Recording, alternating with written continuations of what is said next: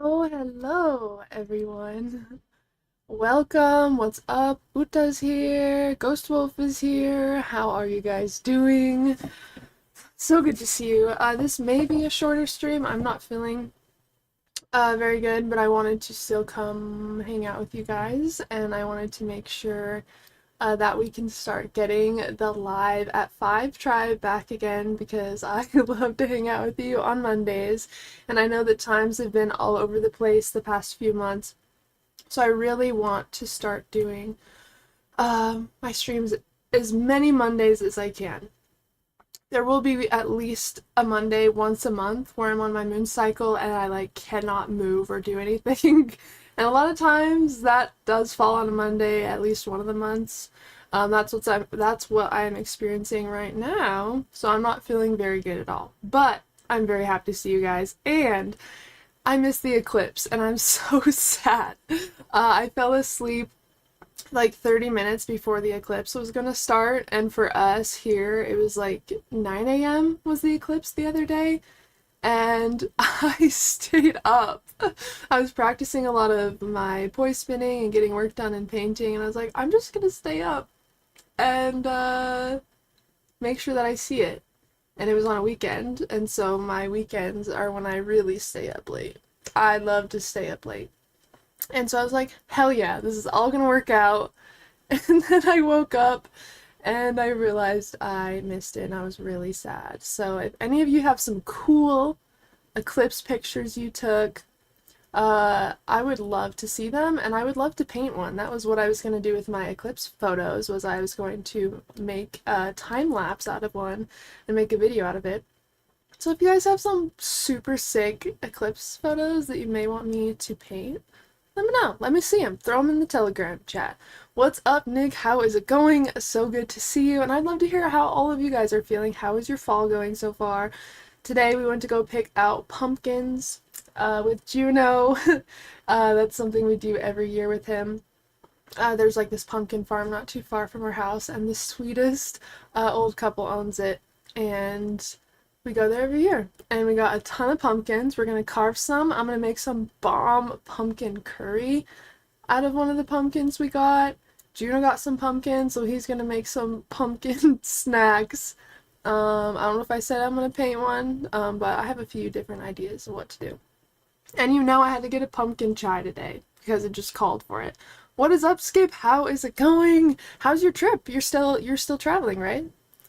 As you guys can see from the title, we're going to be talking about ways that you can use your lucid dreams. This is something that I get asked about a lot. And because there's so many things that you can do within your lucid dreams, it tends to cause people to feel stuck because they're not sure what to start with, what to put their energy in, or even what their dreams are saying, so they don't really know how to utilize their dreams. So, before I get into the ways that I like to use lucid dreams, maybe we'll just touch quickly on ways to use your non-lucid dreams. That way everybody that's tuning in, regardless of where you're at in your practice, you know that you can start working with your dreams today. Even if you're not remembering your dreams, there is ways to start working with dream work literally today. So we are going to also cover different ways to use your non-lucid dreams. Okay, well, the first one is obviously using your dream journal, and even if you aren't remembering your dreams, you still want to make sure that you have a dream journal. If you're wanting to practice dream work at all, I recommend having a dream journal no matter what. Now, this dream journal is going to be something that you use every morning before you get out of bed, ideally. And you're just going to use it to report what happened during sleep. It doesn't even have to be a dream that you just woke up from.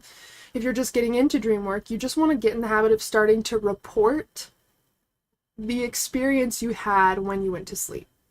And nothing in that experience is wrong or something that you shouldn't write down in the journal.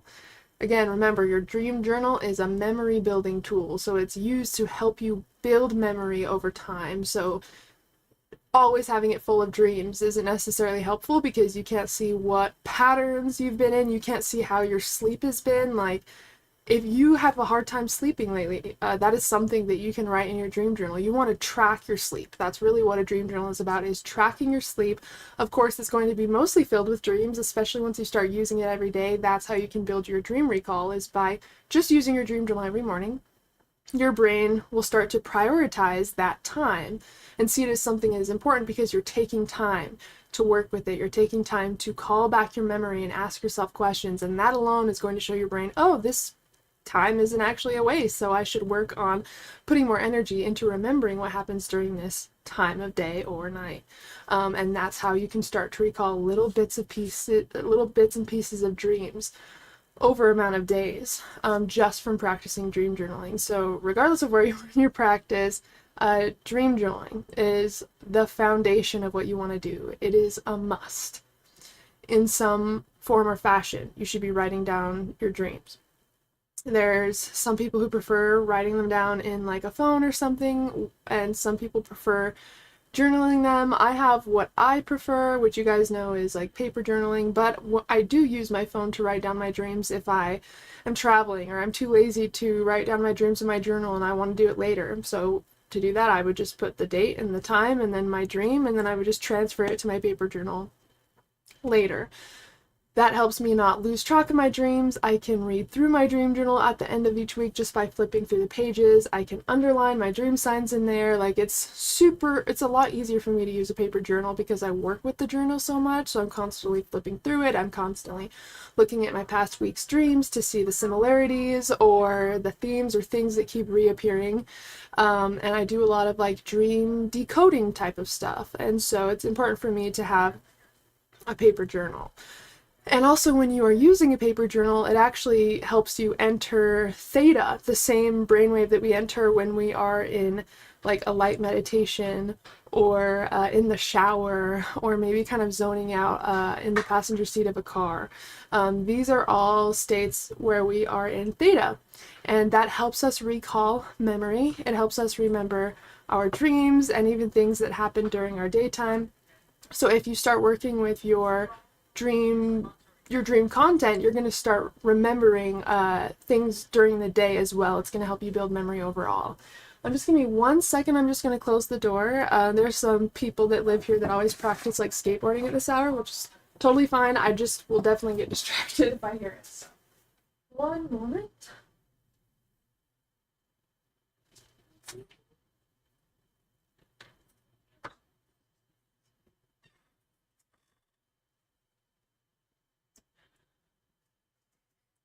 Okay, I am back. Let's pull back up, see who is here. Okay.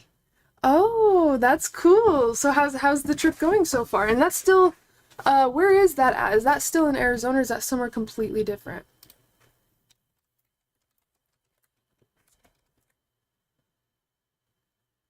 Oh, you're in California right now, right?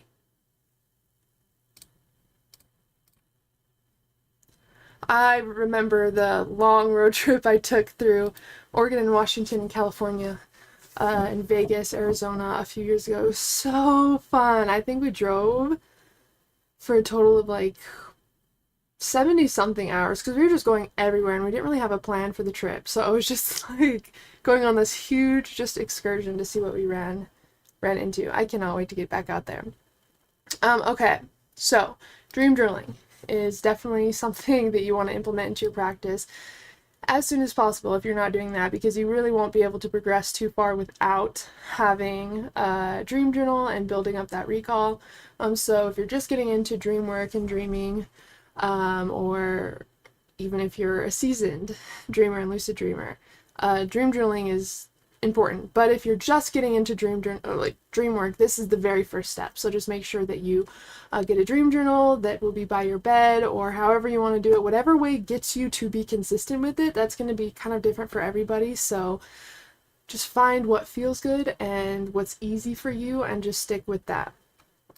After you get in the habit of dream journaling, I recommend doing like a weekly review of your dream journal. So this is basically like at the end of the week. You can do this on Sundays or whenever your week ends, like your work week or whatever, whenever you have time off. And you basically just want to reread the dreams that you had throughout the week. So starting with last Monday or whatever, and reading the last dream journal entries that you have. This is going to help you figure out what's going on in your mind right now, if there's anything you're subconsciously stressed or worried about that you may not recognize. There's so many opportunities also to get lucid just from looking at your journal, because it will show you patterns and things that you were dreaming about consistently. And if there's something that you are dreaming about more than once, not only is that maybe an invitation to decode part of that dream, because there may be some sort of message that's trying to come through for you, but also you can use that, whatever that reoccurring thing was, you can use that as a trigger to help you ask yourself if you're dreaming when you run into that thing. That way you can habitually start to create the habit that anytime you see that thing that you are consistently dreaming about, you must ask yourself how you know that you're actually awake right now. And of course, this is especially helpful if it's something that appears in your life consistently. Like, let's say that you keep dreaming of your best friend or something, or a friend you haven't talked to for a little bit, whatever it is. Anytime you see their name in waking life, anytime you see their picture, anytime you talk to them or run into them, you want to somehow ask yourself how you know that you are awake or if you could be dreaming. That will create a habit that anytime you see them, it helps you remember of your dreams and that they're popping up in your dreams, and you will start to habitually ask yourself if you're dreaming the next time you dream of them. And so it's just finding different things that are appearing in your dreams so you can start to use those as opportunities to get lucid. And so that's called dream signs. That's signs that you're dreaming. And so that's kind of what you're wanting to look for when you read back through your dreams. So dream signs will help you start to learn how to lucid dream. Next is like dream decoding type stuff. So like working with your dream symbolism. I don't really recommend looking up a dream dictionary or anything like that, because with the dream dictionaries, a lot of it isn't necessarily accurate to your symbolism. There will be some things that show up in your dreams that you have no relation to at all. And there's certain symbols that when they show up, we kind of know what they mean, like money or gold or things similar to that could represent abundance, right? There's certain weather patterns or colors or things that show up that you just feel you know what they mean. They just have very strong symbolism. But there's other things that might show up like carrots in your dream, for example, and you might have no idea what that means. And that's something that happened to me. I dreamt a while ago, like years ago, that I was bathing in like carrots. Like I was just filling up a bathtub and just dumping like carrots in there. And I looked it up, and carrots, not only because their color and their name, like 24 karat gold, you know, like carrots are known for representing abundance. And so occasionally I think it's fine to like look up like, oh, the symbolism of a specific color or an animal, you know, there's really strong symbolism with animal totems and stuff. It would probably be helpful to look up if a specific animal came into your dream that you don't have any connection to. You want to prioritize your emotional connections, your experiences, and what your subconscious immediately tells you about symbols that show up in your dreams, because you never want to rely on dictionaries, you don't want to rely on Google, you don't want to rely on other people's symbols and what that represents to them, because your subconscious mind is speaking directly to you through the things that you dream about, because your subconscious knows your likes, your dislikes, your desires, your fears. It knows the experiences you have that you have had. It knows the people that are in your life, the things around you that mean a lot to you, and so it uses those things to give you a message using pictures and images and stories. So think of the dream world like that. It is like this coded message for you that your subconscious is pulling from your life of all the things and the experiences and the memories that you have and the things that you love and the things that you don't like. So always prioritize and ask yourself questions like, what does this mean to me? Do I have any emotional connection to this thing? Do I know who this person is? What does this symbol represent to me?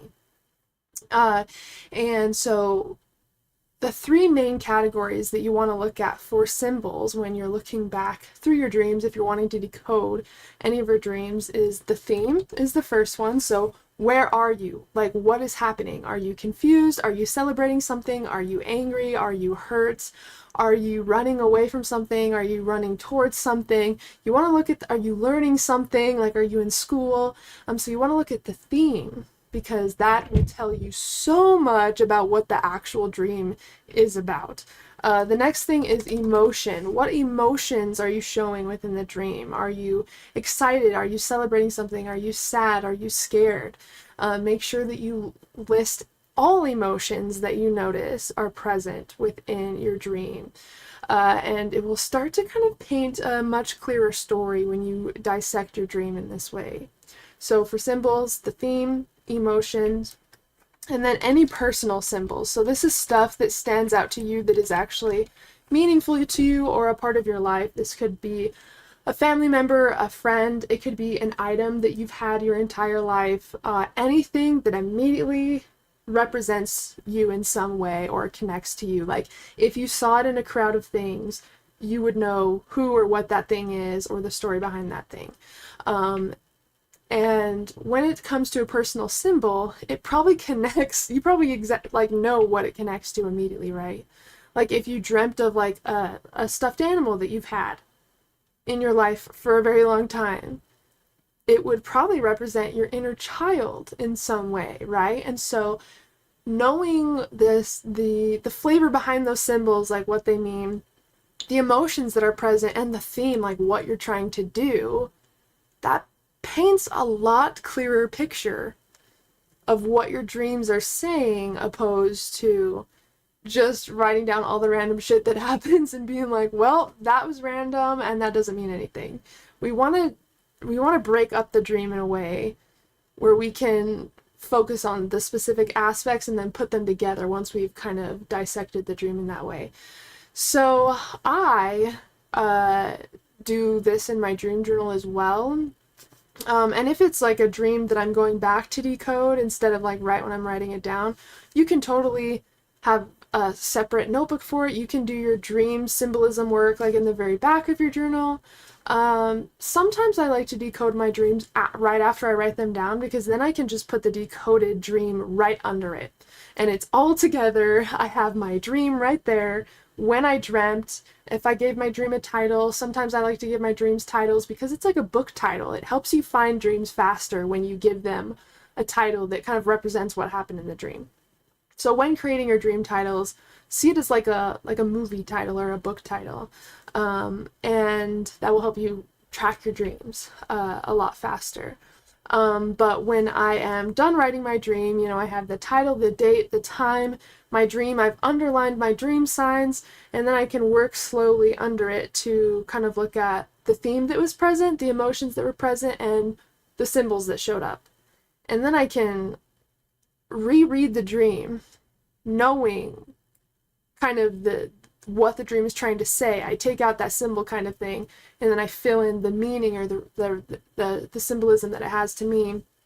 And the dream is a lot easier to read. And usually the theme, the emotions, and the symbols connect to some part of your life.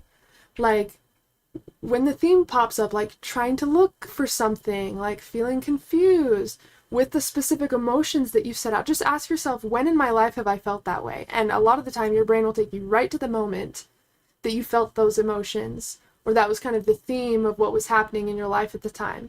Okay, well, there must be something that I'm either learning, healing from, letting go. There's something that's being integrated from that experience, because now it's coming into my awareness. And if it's with future events, like how you see your future being, the emotions you feel about your future, like, and then symbols of like things that you think about a lot or the person you want to be a lot. Maybe this represents your desires, something you're going for. Maybe it's giving you a hint of what you need to do to get to the next period in your life.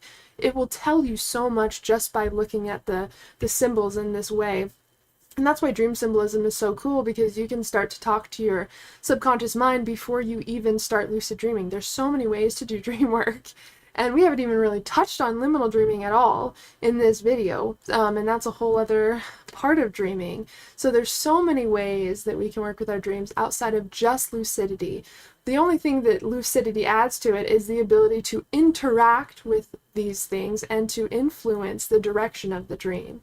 But non-lucid dreams are not less important than lucid dreams. They're very rich in potential and symbolism, and sometimes non-lucid dreams are more important because we can't get distracted or run away from what the dream's trying to show us. You know, we're unconscious during the dream, but yet our inner eyes are like wide open, watching the entire experience. And so some dreams, I think that the subconscious mind may prevent us from getting lucid because there's something we really need to see or to know. And I believe that our subconscious mind and our inner self is always striving to help us grow, learn, evolve, and heal in any way that it can, because it's itself in a way. And so don't be afraid to work with your dreams and ask it questions and try to decode some of the messages before you even get lucid, because ideally this is you're creating a friendship with your inner mind, and if you can create that before you even get lucid, and you can start to understand the dream environment and how it works and what it feels like to be there, if you can really understand that before you even start getting lucid, you're going to be able to do a lot more in your lucid dreams, and you'll probably have more profound lucid dreams as well, because you've already kind of opened up that doorway to that deeper symbolism, to that deeper potential, by working with your non-lucid dreams and really allowing yourself to be open and curious about the symbolism that's already coming through. Yes, Conspiracy C-Town, so good to see you. How are you doing, my friend? So now we're going to get into the different ways to use your lucid dreams. So I wrote down a few of my favorite ways that I use my lucid dreams, and the first one is unlocking new creativity. So the dream is really your inner mind, and we only use like 3 to 5% of our mind consciously, our brain consciously. The rest is subconscious. And so when we are in a dream, especially a lucid dream, we are seeing all of the creative potential, all of the sides of ourselves that we really don't get to consciously interact with. Even though our subconscious runs our entire life, basically, we aren't conscious of the subconscious processes. We don't automatically know the seed of an emotion that starts to arise. We just feel the emotion. We feel the aftermath. We don't really know the deeper experience within us unless we do some inner work, right? Like hypnosis, meditation, breath work, journaling. Those places can take us to that same space, but what's cool about lucid dreaming is it allows you to visually actually full-bodied interact with that experience. All of your senses are present. You're able to walk around the dream, so it's like taking an idea or a past experience you had, and instead of just thinking of it from a memory perspective, it's like you're actually able to go back in time or explore the inner depths of that emotion or that experience from a completely different perspective. So not only can it help you unlock new creativity within yourself, like see how creative you are and see all of the things that you could do in your life, but it also allows you to creatively see things from a different perspective. It allows you to really remove the limitations that you think you have with creating the life you want, or coming up with new ideas. And so many of us think that we're boring, or people say like, oh, I'm not creative, I don't have any creative skill. We all have it, just some of us work with it more than others. But the lucid dream will show you that part of yourself, and it kind of helps to eliminate limitations or beliefs that you've had about your ability to achieve things. And so creativity goes so much farther than just like getting creative ideas for your next art project. It could be creative ways to solve problems that you're dealing with in your life, creative ways to elevate your business, creative ways to have a difficult conversation with somebody. I mean, there's so many things that creativity can represent, but your lucid dreams will definitely show you different perspectives and different ways to think about things that you may have not been able to think about otherwise. Another thing that is incredible in lucid dream practice is healing trauma. Trauma is very difficult to deal with because we feel that we are in danger. Our body goes back to those moments where we felt that trauma, because when we are going through something that's really traumatic in our life, our body kind of prevents us from processing the emotion in that space and time, and so it almost takes a snapshot and locks it in the body, so that when we are safe enough to express the emotion and actually integrate the experience, we will. But like, for example, if you were in an unsafe home when you were little and you felt like you grew up super fast, it's because you weren't processing things that may have been happening to you at that time, and you had to basically mold to your environment because you couldn't be who you truly were in those moments because it just wasn't safe to do so. And so then you grow up as an adult and you wonder why you have anxiety, or you have nightmares, or you have a hard time regulating your emotions or talking to people. It's because you have so much emotion, so many experiences and pieces of knowledge that come from the experiences you've had, but you haven't been able to really understand them, work with them, process them, integrate them. And so the person that you were, or in the experiences that you went through, is still stuck in your body, but also the life that you're trying to live and the person you're trying to be is also kind of trapped in your body as well, and it just feels like you're stuck. You want to move on from the things you've went through, but for some reason you can't let it go. You can't stop thinking about things. You can't stop thinking about that person. You can't stop going back in your mind of those painful things that you went through. And that's because there's some piece in your body that still needs to fully look at that experience and process the emotion that you had at the time. I don't know if you guys have done inner child work, but there's a reason why, like, when you dig back up painful experiences from your inner child, it's like you're expressing it from your inner child. Like, you don't feel like the adult version of you when you're doing this work. It's like you get taken back to the thought processes you had when you were little.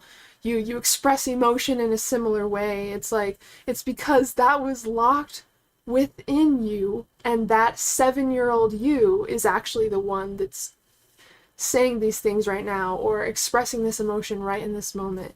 It's so interesting how the brain works, and time doesn't really exist other than the time that we created within this 3D. So like, when it comes to emotion and memories, like, that could be everlasting, you know, especially if we kind of leave it where it is and don't let ourselves go back to that painful place. But what's cool about lucid dreaming for healing trauma is, when you practice lucid dreaming, you know that you're dreaming. And so you automatically gain another perspective, like, oh, I'm safe in this space. This is almost just an illusion of what happened. And so it allows you to revisit that experience, go and even see your inner child within the dream. It allows you to exist in that uncomfortable space in a more comfortable way, and that shows your body that it's okay to process this experience or that emotion.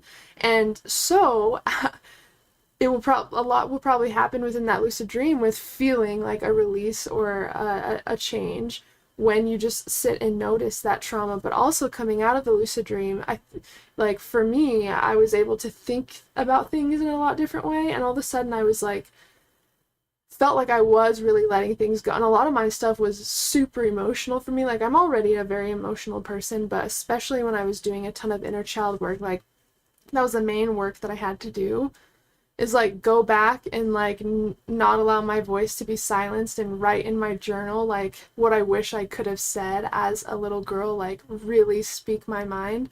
So it was about freeing my voice and also letting myself feel. And so those were the biggest lessons that I had for my inner child journey with healing. And so those were the main things that would kind of show up in my lucid dreams regarding my inner child and stuff. And it kind of showed me what I need to focus on in my inner child work during the day. It was super cool because that work is super scary because it could take us so deep and there's so many things and we'd feel like we're too exhausted to like dive into all of that. But the lucid dream has a really powerful idea of like showing you what you've kind of healed from, what really feels uncomfortable to look at, things that you forgot about, like how you should take care of yourself that maybe you've been abandoning lately. I mean, it's such an intelligent place, especially when it knows that you need guidance or you just need some support. Like, it's very interesting when you just make that intention, what kind of comes through. But healing trauma, I found within the dream state, is really helpful. And also, if there's like a conversation that you want to have with a person but you're not able to have that with that person, I have done that in my dream with that person, and it was very emotional because, like, my mom doesn't talk to me. I have tried to have a relationship with her, but I'm not sure. I've grown a lot, and I've practiced speaking my voice, and I have boundaries now, and I think that makes people uncomfortable that aren't used to seeing you as that person. And eventually she just told me that it's awkward to talk to me and she doesn't know what to say. And every time we talked, it seems like I don't know, she would get upset at me and kind of, if she planned to like come visit, she would kind of hang it over my head, like use it like, okay, never mind, I'm not coming anymore. And it was like she always just chose when to come into my life and when to leave. And it was so painful because I'd have to go through that experience over and over. And I offered to go to therapy with her and pay for all of it and take care of everything. I just wanted us to be able to talk to each other and figure out why, like how we can now connect as adults. And she just said no, that she wasn't willing to go to therapy, and that was like the last thing I was willing to try. And she hasn't tried to reach out to me since. And so it has been difficult because of the whole situation with like my biological father, finding him through ancestry, DNA, and the whole family dynamic for me has been difficult my entire life. And since I'm still not able to have that conversation with my mom, I used the lucid dream to actually have a heart-to-heart, like, open conversation with her and looking her straight in the eyes. And the soul that the lucid dream gives those people in their eyes is like almost haunting. Like, it feels like such a real experience. Like, it's emotional. Because when they're looking at you, they're looking at you with this love and awareness and presence that maybe you've never seen that person look at you. So it's like, it's so healing, but it definitely can be very emotional. But that's a sign that it's working. If you are feeling emotion with doing this work, it's clearly a sign that something is moving, right? That you are growing, that you are integrating. And so don't suppress your emotions. Don't limit what you feel at all. That is the work, is feeling. The healing is in the feeling. Remember that. And lucid dreams have a good way of helping you naturally just process kind of what you are experiencing. So that's kind of how I've used it for like my inner child work and dealing with going no contact with my parents. And nightmares is another thing that kind of connects to trauma as well. If you're having nightmares, it doesn't necessarily mean that you have unresolved trauma, but it is like a symptom of unresolved trauma, you know what I mean? So really what it comes down to with nightmares is the nightmare is creating energy in your body so you are more aware of the experience, so it can tell you what it needs to tell you, and so you're paying attention. Basically what I mean is, if you have a nightmare, if you have an experience that makes you feel fear, what does fear do to us? It causes us to feel aware. We're now paying more attention, we're more alert, we're kind of on edge. And the lucid dream uses that, and just the dream in general uses that as a way to get you to listen, to get you to pay attention. Because symbolism so often than not is a whisper. You know, you would miss it if you could totally overlook so much symbolism within the dream state if we weren't paying attention. And so nightmares are often used from your subconscious as a way to get you to look at something a little bit deeper. And nightmares don't mean anything bad at all. I would recommend decoding them in the same way that I talked about earlier with dream symbolism, looking at the theme, the emotions that were present, and the personal symbols that show up within your dreams. And nightmares are a sign of a healing mind, because if your dream has a lot of energy, And nightmares usually have the most energy out of all dreams. You can feel it, right? That usually means there's more potential within that dream, or there's more that can kind of come from that dream. So honestly, get excited about nightmares, because if you're having them, it means that something has shifted, and that's ultimately a good thing if we want to grow.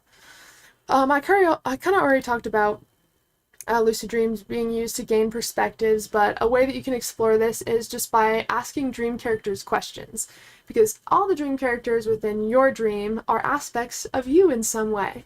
And if you feel like you're having a hard time seeing a situation in a different way, you could just talk to tons of dream characters within your dream and ask lots of questions. And those are basically all aspects of you speaking to you, giving you advice on something that you didn't think that you knew. So it's really cool, because so often than not we feel like we don't have the answers, we don't know enough, this and that, but lucid dreaming shows us that we do have the answers.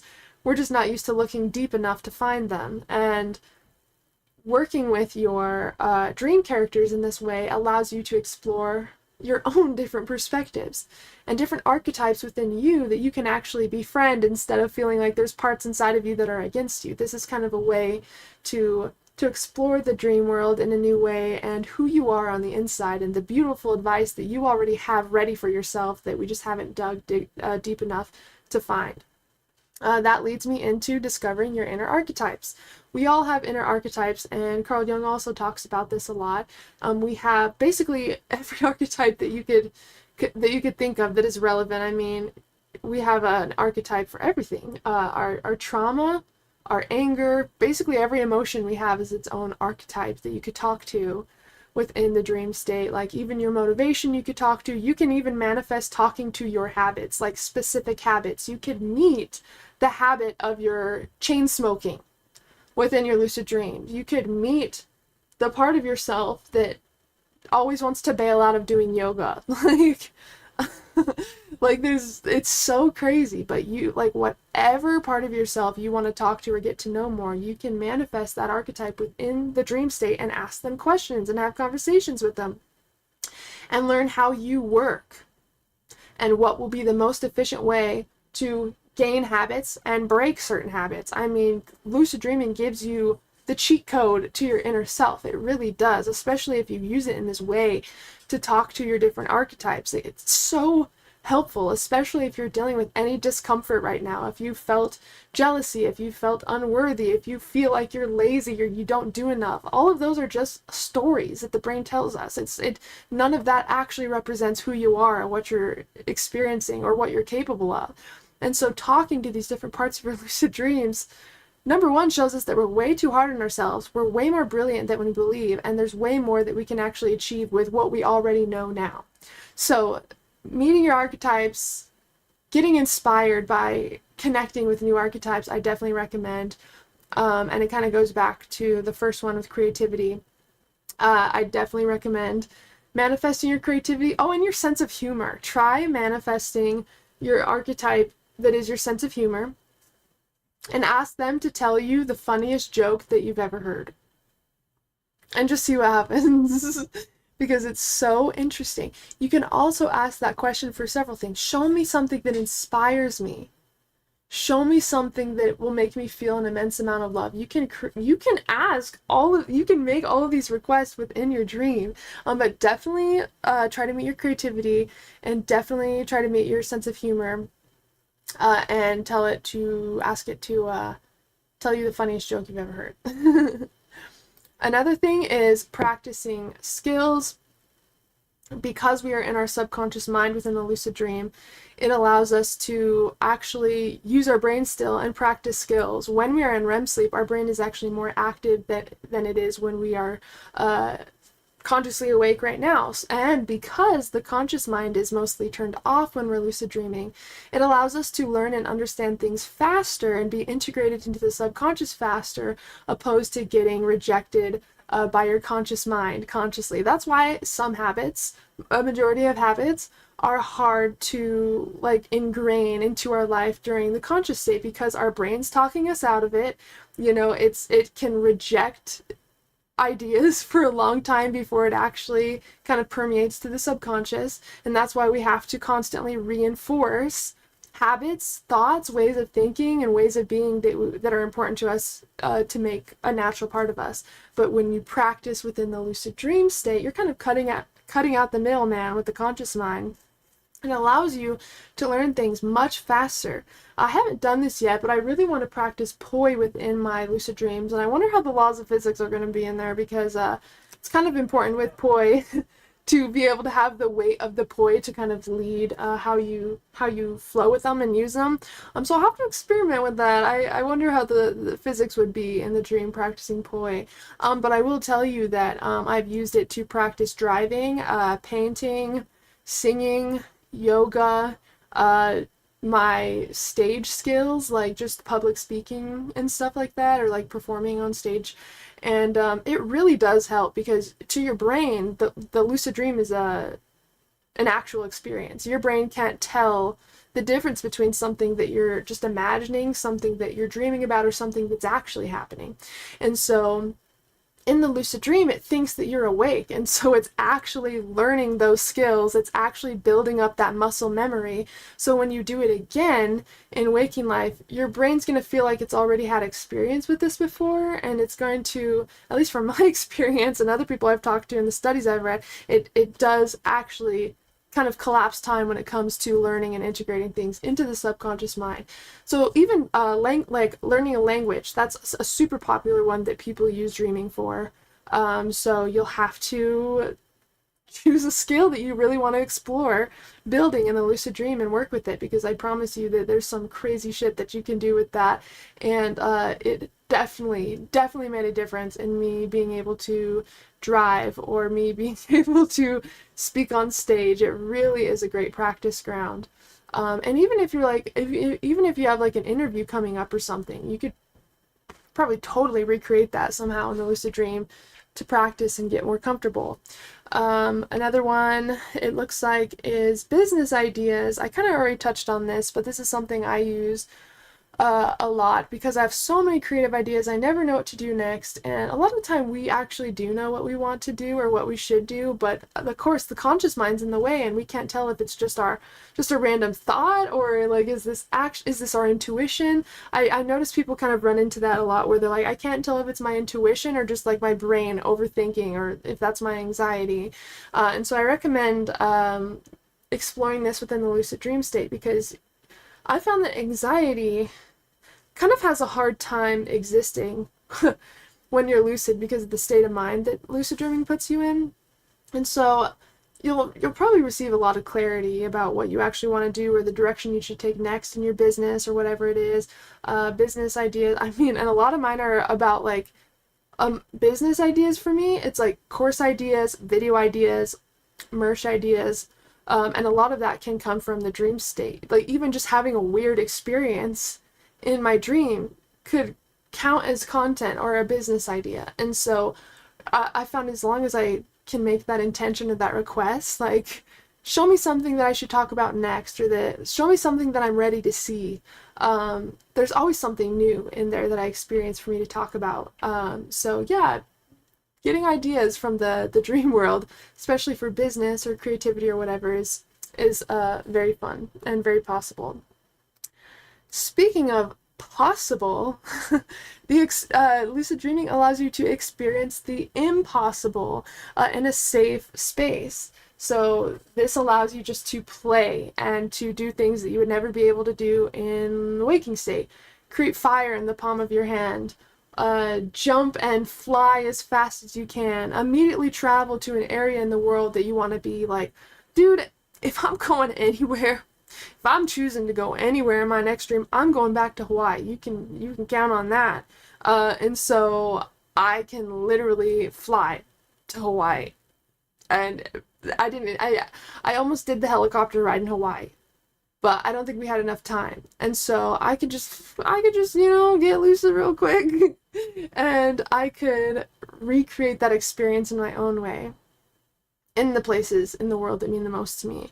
You can defy the laws of physics and really allow this to expand your mind with what's possible, the world and the universe you live in, and truly what inspires you. Because when we take time to experience the impossible within lucid dreams, it's not just like just for fun. I mean, we have so many ideas about consciousness and mystery and realities, and just by exploring the lucid dreams, you're expanding your mind about what is real, right? What is possible, the different states of mind or states of consciousness that we can explore. It for me, and people will tell you that lucid dreams are not spiritual.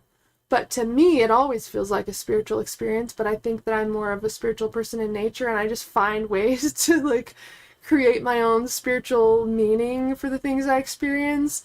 And it's hard for me to to make the separation from the dreams that I have to my spiritual practice, because everything feels super connected, and I don't think the things that we experience in dreams are just, like, coincidences in any way. It never fails to expand my mind or inspire me, or to help me just, like, wake up and just wonder how all of this is possible. We just ended up on this floating rock in space where we have every single resource we could ever need. We're just the perfect amount away from the sun where we don't burn to death or literally freeze to death. All of the abundance in, like, fruits and animals and nature that takes care of every, like, medicinal need we could have, like, and we're able to shift our consciousness into all of these worlds and realities that this physical world can't see. Why? What's the point of that, and where are we going, and how is it connected to all of what's happening now? You know, it creates more questions for me, which I like, because I never feel like my life gets too boring as long as I am really dedicating to expanding creatively and using dream work, because dream work is always evolving, I've found. And once you practice testing the limits in your lucid dreams, you'll realize that there aren't really limits, and that could directly apply, and that does directly apply to your waking reality. I'm going to do a video sometime soon talking about how lucid dreaming can really shift your beliefs and your philosophy on living life in the waking state, because I've found that it is such a good spiritual teacher with, like, how the dream works and what's important there. Like, it's so cool how it translates over to something that I can actually use in the waking state. So the last thing is creating physical and mental well-being. So not only can the lucid dream be a friend, but I found that it can also be a coach. It can be a therapist. It could form almost to whatever you want it to be. And you guys know that I affected my physical health in a positive way with lucid dreaming because of the digestive issues that I experienced. And I mean, being on 8 medications really does something to you, especially when, like, each one just makes you feel like a zombie. Like, I wasn't able to live at all. I wasn't able to hold a job. I was, like, coughing up blood consistently. I was in the ER at least once or twice a week. I gave up. That was the most, like, one of the darkest periods of my whole life, like, going through all of that, because I literally thought I was gonna die. And even the doctors told me, like, it could develop into something a lot worse, like stomach cancer or something, if I worried about it. But there's also nothing we can do, so just try not to worry. Okay, yeah, sure. Especially growing up as, like, an overthinker and, like, an avid worrier, like, and, like, not being able to hold a job and feeling like I could get evicted any day. I mean, there were so many different things going on at that time. Like, there was no way that I couldn't worry. And the only thing I could change at that time was using dream work and lucid dreaming. And I talked about this whole story before. You guys will go have to check out the video, and maybe I'll have to make an updated one. But dreaming literally saved my life in several ways. And so I think it's whatever we make it, whatever we dare to do within the dream will be part of the experience, you know? Like, once we because we're so used to thinking we have all these limits in the 3D that it carries over into our dream world. And that's why some people can't fly. That's why some people think they can't experience something, is because we're bringing our human minds into this experience where like that part of us doesn't even exist. We are now in a completely different like realm, you know? And so I think that lucid dreaming is incredible at showing us that. I'm actually wearing this shirt today. I'm actually double Seek Discomfort right now. So this is my Seek Discomfort shirt. But then it says, limitations are perceptions. And I definitely believe that is true in both the waking state and the dream world. So it goes as deep as we allow ourselves to go. So not only have I found it can create a physical well-being in a lot of ways, but mental well-being as well. It really brings out the inner artist. It softens our heart. It opens our mind. It allows us to be re-inspired and explore a wonderland that was made just for us.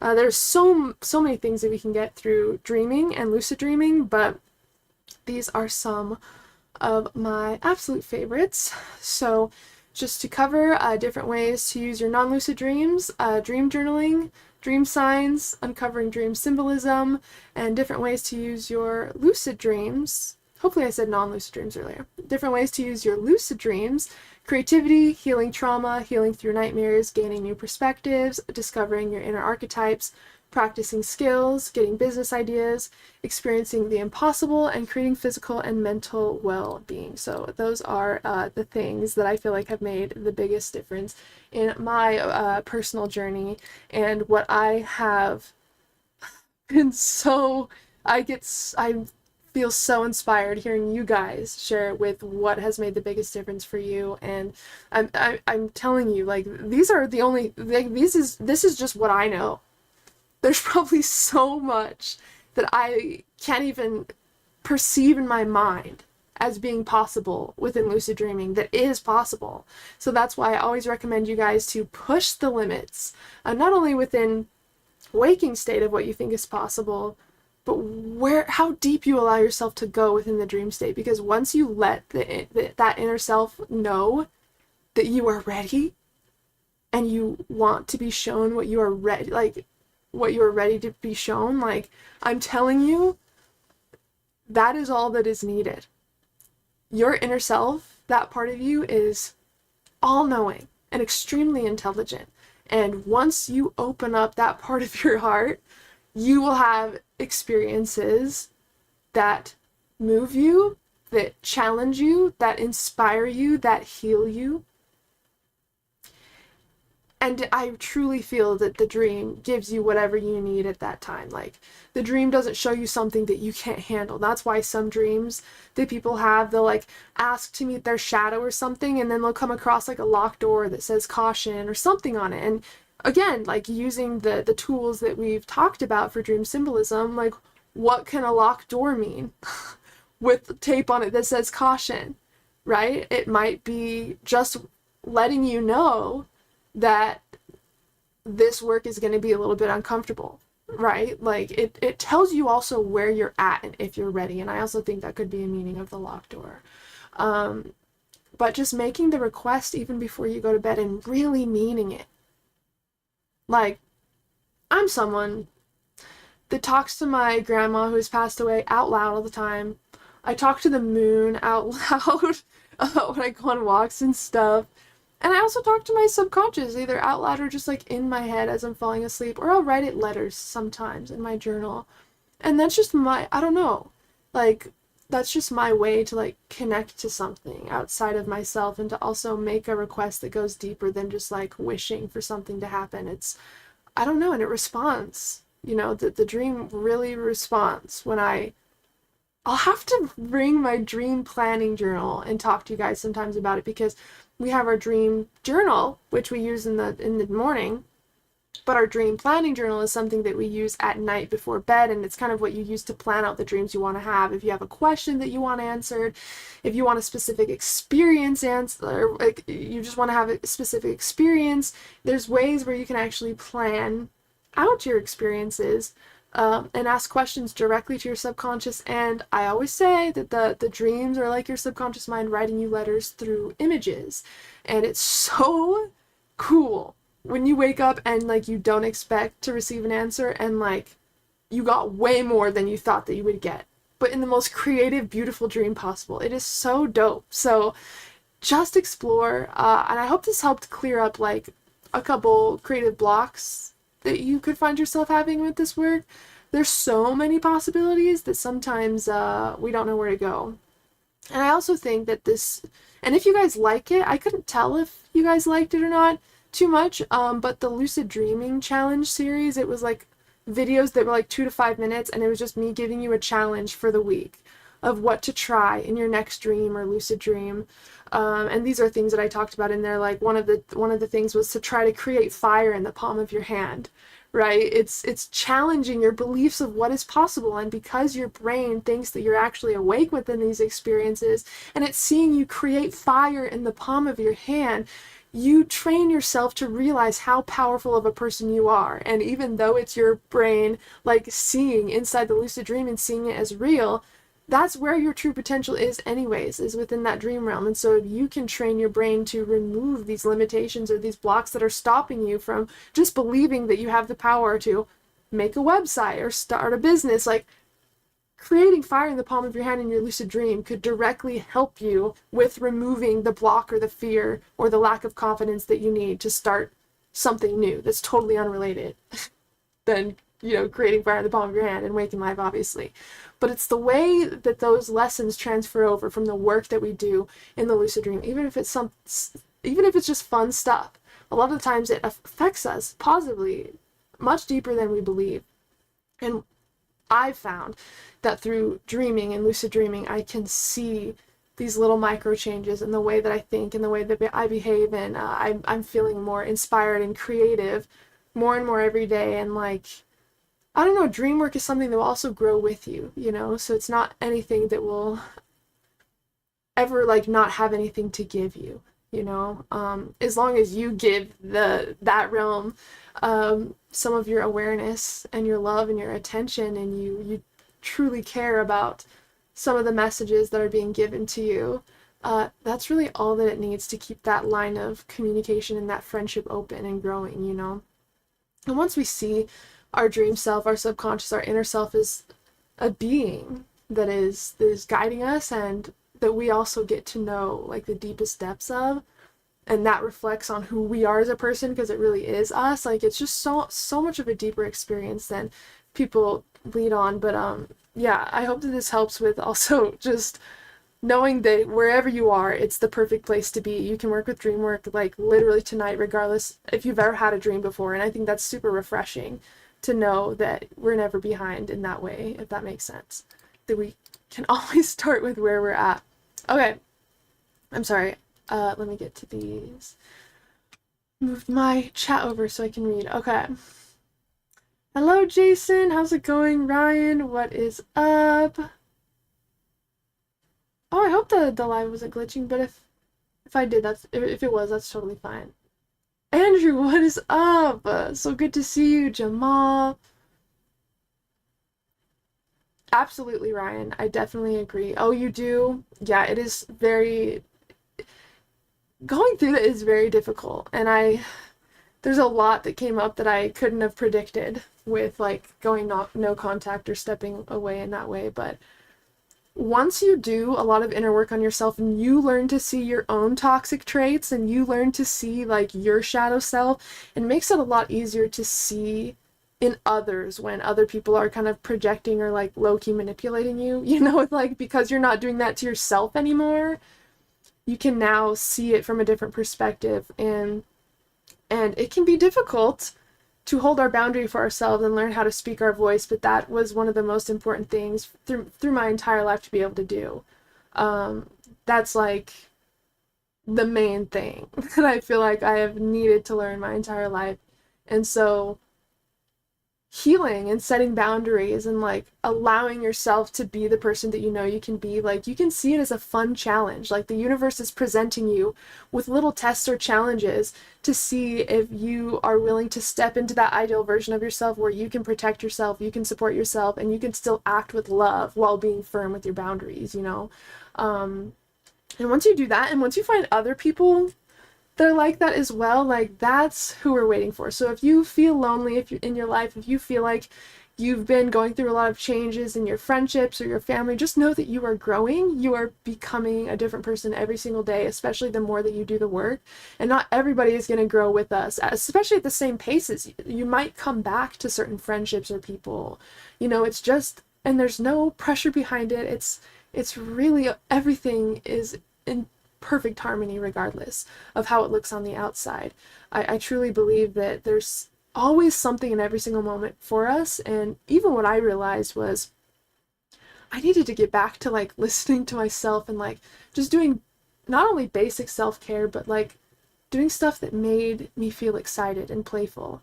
And you're like, oh, well, isn't that a coincidence that this happened, or my friend bailed this day and then I ended up having like a lot of shit to work through emotionally. Everything happens in really funny ways, and I'm just saying we don't need to worry.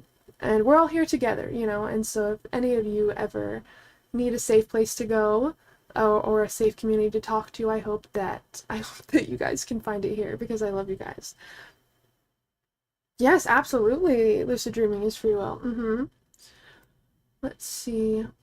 I wish the Lucid Mystic would like the ability to lucid dream at the click of a button. You know, that is one of the requests I actually made to one of my inner archetypes, and it was actually someone else I used to watch on lucid dreaming like years and years ago, and they would pop up in my dreams, and I asked them if they could help remind me when I'm dreaming all the time. It didn't work. Maybe, I don't know, I didn't notice any difference after that, but I did change it up after. I started just getting lucid and making different commands to the sky, and the sky to me kind of represents the overall awareness. And when I hear voices in the dream, like something speaking to me, or like the whole dream starting to change, it usually comes from like the overall sky. And so if you ever feel like you want to make a specific intention or request, or you want to change your location, or you want to find someone within your dream, like try speaking to the sky directly. And also it's very important to expect and intend to get a response, because within the dream world it really is dependent on our intentions, our expectations, and what we believe is going to happen. And so just go into it expecting to be able to make that connection with your subconscious. And again, don't don't feel like you can't get creative, because I had someone that I was working with, and like, hey, I remember what you said about just talking to subconscious from the sky. I tried that, it didn't work. Is there anything else I could try? And the dream world is all about being creative. So I recommended that they try calling their subconscious mind on the phone. Just pulling out their phone and expecting their subconscious to pick up, and it worked. So, if even if there's something you've never heard of anyone do within the dream state, like just give it a go. Just try it out, and maybe keep a list of all these creative, weird, cool things that you can try in your lucid dreams, and just work down the list and report your findings. You're a little scientist. You're a little detective within your dream work, you know. So just test stuff out. Let's see. I like working on making repeat dreams more vivid. And stabilizing the dream will allow you to make it more crisp and clear. And one second. Okay, yeah. Stabilizing the dream will allow more of your senses to come to life. So if you're ever in a dream that seems a little foggy or hazy, or it seems like it's going to end, just interact with your environment, touch your clothes, rub your hands together, and you'll start to notice all your senses kind of become more activated. Does galantamine help with lucid dreaming? So galantamine can help with dream memory, like recall and awareness within the dream. What was it best taken with? I think alpha GPC. I'll have to do another video on this, because I have a ton of supplements, and there's a couple that work really well together. I believe it's galantamine and alpha GPC, but I'll have to check. Also Blue Lotus, if you can get your hands on Blue Lotus, that's probably one of the best things I've found as far as like herbs to use. Have you dreamed of that Egyptian museum lately? I remember you mentioning how amazing that dream space was. Jamal, makes me so happy you brought that up because I I wasn't there recently, but it's like I remember being within driving distance. Does that make sense? Like I knew that it was the area, but I didn't go back to that Egyptian museum. But it definitely gave me the exact same feeling of being there, and it was like all open, kind of deserty. And so I do believe being near there, like within the past like couple months. But I'm gonna have to actually you saying that brought an immediate smile on my face before I even finished what you were saying, because that's one of my favorite dream places that I go to, and that makes me so happy that you remembered it. I'll have to bring like my super old oh, did I? I said the pizza was amazing. I think I did, right? And then didn't I get like it was like a slushy. It was like a fruit slushy. And it kind of looked like a mall inside because of the escalators and stuff. Oh my god, I love that you remembered that. That makes me really happy. I'm gonna have to find some of my old journals. I have a whole tote full, actually. I think maybe the oldest journal I have is 2011. I don't know. I'll have to check. But I'll have to bring my old dream journals and find some to read to you guys, because I'm telling you, there were dreams that were like hours long that I sat in my bed writing until my hand hurt. And wow, I'm just telling you, some people don't like to write down dreams, but when I'm inspired and I have a sick ass lucid dream or something, I'm writing that shit down. Except, again, you don't have to write down every single detail. You can, like, it's kind of like if you were to summarize a movie for a friend, you wouldn't include, like, every single, like, cut, like, every single shot of what happened, but you would include the most important parts. Obviously the theme, like, any plot or whatever was happening, and then obviously anything important that made the movie, you know? And so you can always use your dream journal like that, like just write down kind of like the overall kind of vibe or like story of your dream. But if you really, really want to capture the detail, you can write it to yourself in like a note or a Facebook message. You can send yourself a voice chat thing and then just write it in your paper journal later. But yeah, there's certain dreams where I feel like almost every part is important. Also, it makes it way more fun to go back and read your dreams. If you've like included a ton of detail and like conversations, and it actually helps your recall be better of your past dreams as well. Don't you notice that like when you write dreams in your dream journal, even if they're 10 years old, when you read it, it takes you right back to the moment. You can predict what's going to happen next because it just brings it back like an actual memory. That's one of the powers of dream journaling, is it makes your recall of those experiences so vivid that like going back through your dreams and reading them is so much more fun, because you have like a step-by-step of everything that happened, what the weather was like. It just helps you remember everything. Writing your dreams down in the moment that you remember them, it's almost like it just saves a snapshot of that memory in your mind. Like writing it down is like sealing it in your subconscious or something. Because I noticed that. I definitely noticed that. And I just hope that all of you guys have a dream journal, because that's the main thing that I talk about when it comes to everything. Everything. If you're not remembering your dreams, if you want to get back into your dreams, if you want to decode your dreams, if you want to start getting lucid, I'll always bring up the dream journal, because that's where all the information is. All the information that's going to help you get lucid, it's all in there. How's your practice been lately? So it's been pretty good. I haven't been practicing like out-of-body experiences or like lucid dreaming too much. I've been practicing a lot of like liminal dreaming and kind of working with my non-lucid dreams. It's also been kind of I've been kind of adjusting since I've got back from my trip, because I have so many dream journal entries to write from my trip, because I didn't take my dream journal. I just had like my Facebook Messenger thing with myself, and I will just like, I just wrote my dreams in it every single day, with like the date and the time at the bottom. And so I still haven't transferred them over. So that's something that I need to do, because once I have a long dream, I know that I can't even write that long dream in it until I transfer the other ones over. So I need to do that. And see, that's what I mean. Like, you can also use your digital dream journal in ways that, like, that you're not relying on it, but it helps you save your dream content, you know what I mean? So that's when I would recommend maybe using a digital dream journal, is if like you're traveling or something.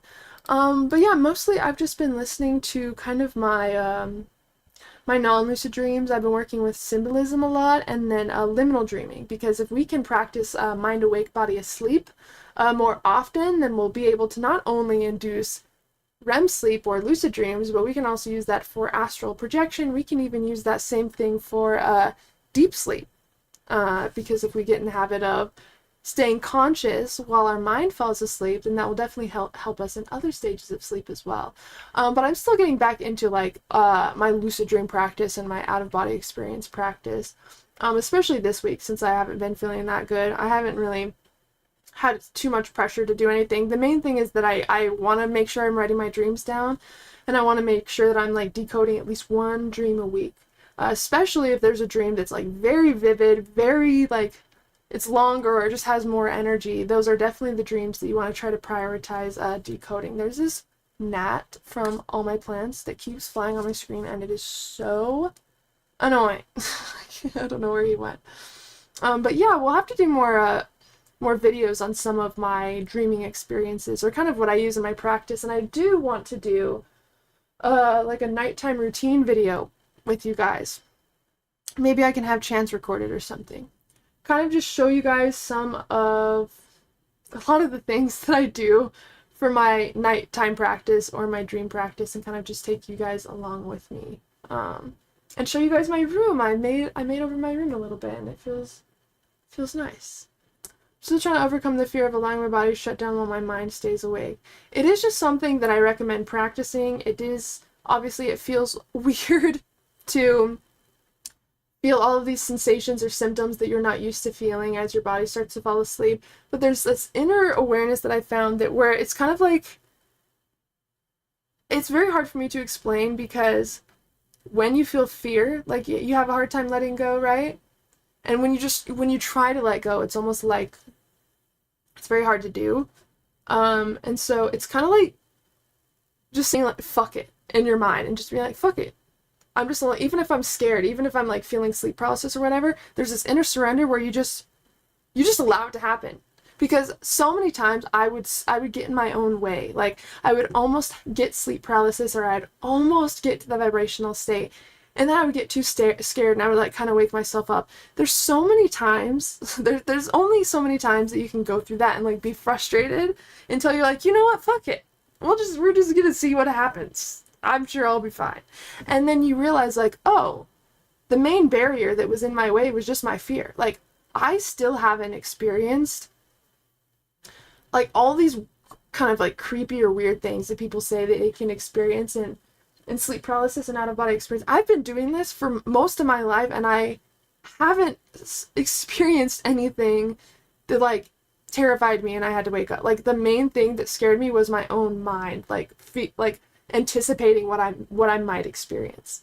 That's really, yeah, the answer to astral projection. Fuck it. Like, that's what helped me. I don't know why, but I think it's just because I was so annoyed of my own brain like not allowing me to relax. There was a certain time where I remember I was in bed, and like I kept trying to like be conscious of like how I swallowed my spit, because as you guys know, like that can also mess up the mind awake, body asleep state, or sleep paralysis, and that could wake you out, especially if you're thinking too much about it. It becomes the whole thing. I get so many questions about that too.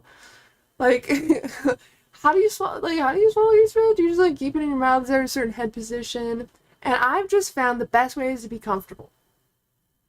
And eventually, if you shift your mind away from that, like, you don't even think of that.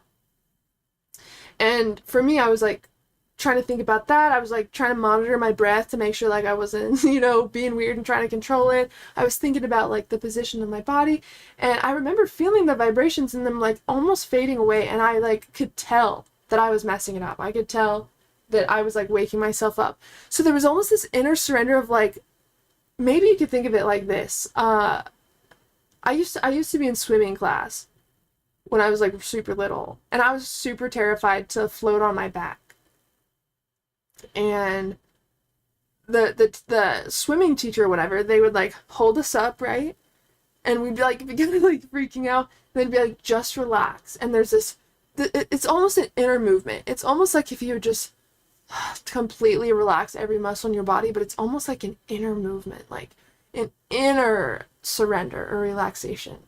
And I remember feeling that, like doing that in that time when I, you know, was in sleep paralysis, and I was like, fuck it, whatever. It's like I felt my inner self just like just get like super relaxed and just melt into the bed. And in that moment, I get shot out of my body. And that showed me, oh my God, that totally makes sense, because when we are astral projecting, it's so much about your energy and your emotional state, dude. And so if you're like holding on to something deeper, you know, or there's like this inner resistance, that is enough to like keep you trapped in that state. I think that's sometimes why a lot of us, when we try to like astral project or something, like our arm will get stuck or our head will be stuck. Like there might be some part of us where we're not like fully surrendering and relaxing. We're trying to control some aspect of the situation. At least that's what I found for me. Yeah, that really, really helped, just that inner kind of surrender. Can you still float on water? The last times I've been swimming have been in the ocean, so no matter what I can float. I hardly go to like lakes or anything anymore, so I assume. But I've only been, like, my last water experience, I was snorkeling in Hawaii, and it's like very salty water, so you float regardless if you want to or not. But I'm gonna say yes. If I want to dream, I can meditate myself to do it. Yep, meditating puts you through the liminal state, which is like the transition from wakefulness to sleep, especially if you meditate in REM sleep, or you wake up out of a dream and you meditate back in. That is a way where you can induce a non-lucid dream or a lucid dream consciously. I had this vivid liminal dream that I was floating through space and saw this woman's face staring back at me. She had big blue eyes, sunken cheeks, and dark wrinkled lips. My face flinched and woke. Liminal dreams are so dope. I had the craziest liminal experience from a breathwork session not too long ago. It literally felt like I was on like psilocybin or something. It was crazy. And it was just from the breath. That's what's so cool about these experiences. That's why I feel like we're meant to have them. Because like dreaming, we don't even have to try. Like intuition just finds its way through. Creativity, like the way we can like ease our body with like just our breath alone and induce like crazy psychedelic experiences. That's what showed me that we're supposed to have these experiences, right? And the biggest block that we have to get over is our limitations or our fears of what we believe is possible. And so yeah, I've had very similar experiences, Jason. Mine was also a woman, kind of staring back at me, but like opening her hand to me, but she was like this purple, like like alien type. It's very hard to explain. It's not like it was like a super clear, but you could it's like I had this knowing of who it was, and it was like this purple lady. I think I literally call her the purple lady because I've talked to you guys about this experience before. But that was from doing a crazy like Wim Hof / holotropic breathwork session. And I think it was like 30 minutes or something. And you reach this point in breathwork where like it takes you, like you're interacting with the breathwork, like everything's chill, everything's cool. But there's this moment that like now it's taking you somewhere. And you are just like, the way your mind shifts in breathwork is so crazy. If you guys haven't done breathwork before, we're gonna have to do more on this channel. But breathwork is fantastic. I don't know who that woman was in your liminal dream. You tell me. You can also probably decode parts of a liminal dream with these it's hard though, because liminal dreams, they don't have a theme or a story like REM dreams do. They're kind of bits and pieces because you're awake still. So it's kind of hard to decode liminal dreams. But you can always keep track of what you dream about and and work on it. What do you think about subliminals? I think they're cool. I don't personally use them too much, and I don't upload them too much. I've done it a couple times on this channel, but I think it definitely can work, especially if it's your own voice. I think subliminals are the most beneficial when it's your own voice. The helpful thing with subliminals is, even if it's like out loud and you're listening to something, your conscious mind can only reject information for so long before those subliminals actually start to work. So even if you were just repeating specific affirmations to yourself over and over and over in the morning, that's really a subliminal.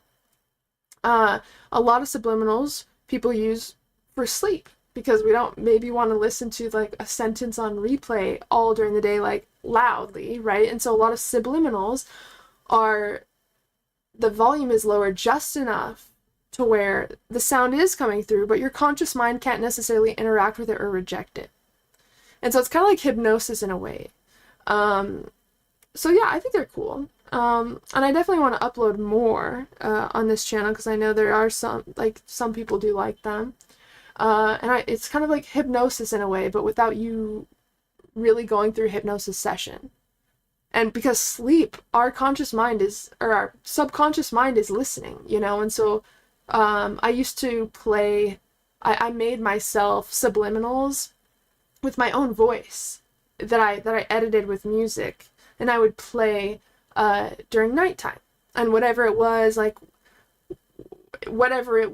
that I needed at that time, you know, I would create kind of subliminals around that. And so if you ever guys want to make your own subliminals, I definitely think that would be very potent, having your own voice in your subliminals. Also, should you try sleep paralysis methods when you're tired? I have tried and nothing has worked so far. I recommend doing it after a tiny nap. I recommend doing it where you kind of just wake up, like you could fall back asleep, but you're not necessarily going to automatically fall asleep. It's kind of like how you feel when you wake up for the day.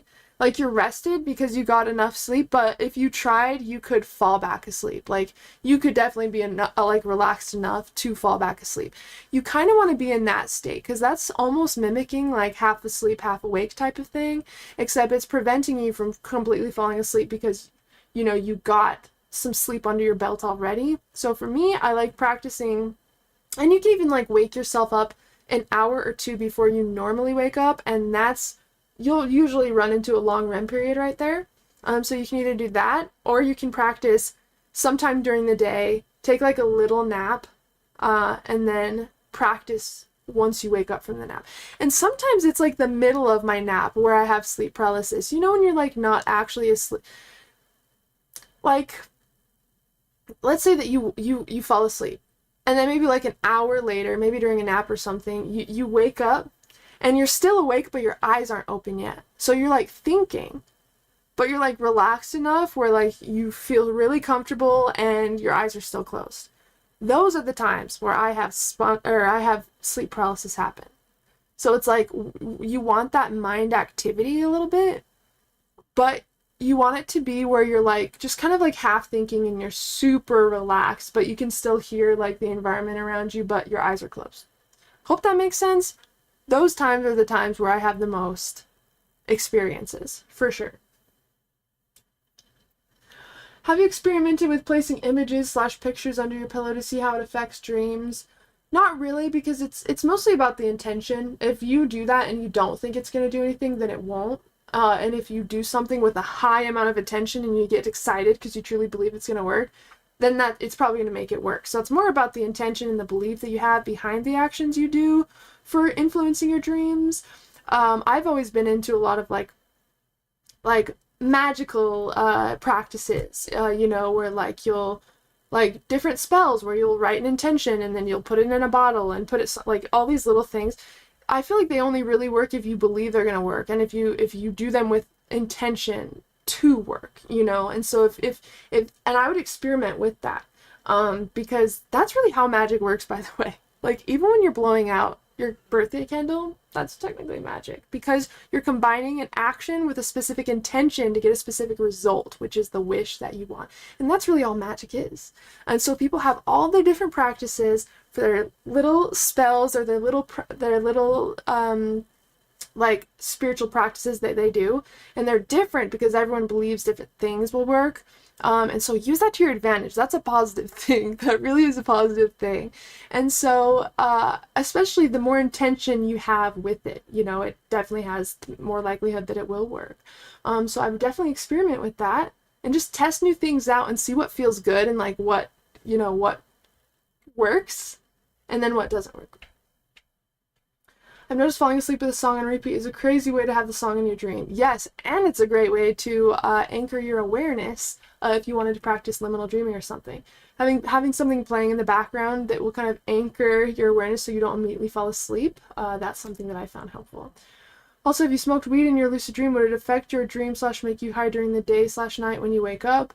You won't be high when you wake up, but you will feel it in your dream. And I'm not sure with weed. I know with, like, in my dream, when I took acid, I felt it in my dream. The whole dream was super weird and trippy. That was one of the coolest, like, most wild dreams I feel like I've had, because I did not expect the dream to simulate the experience. And I also think it's helpful, obviously, for accuracy reasons, to have had a previous experience with that thing that you're going to experiment with in the lucid dream. But I've done that before, and so my brain kind of knew what it would feel like. But I haven't tried that with like cannabis in my dream, but I have with that, and it did work. So you have to experiment. Yeah, I think it's so weird how that can happen. But things that you can consume that will make a difference when you wake up is water. Your brain will actually think that you drank water in your dream, and you'll wake up feeling more hydrated. Still drink water. Don't not drink water. But it's crazy how it tricks your brain.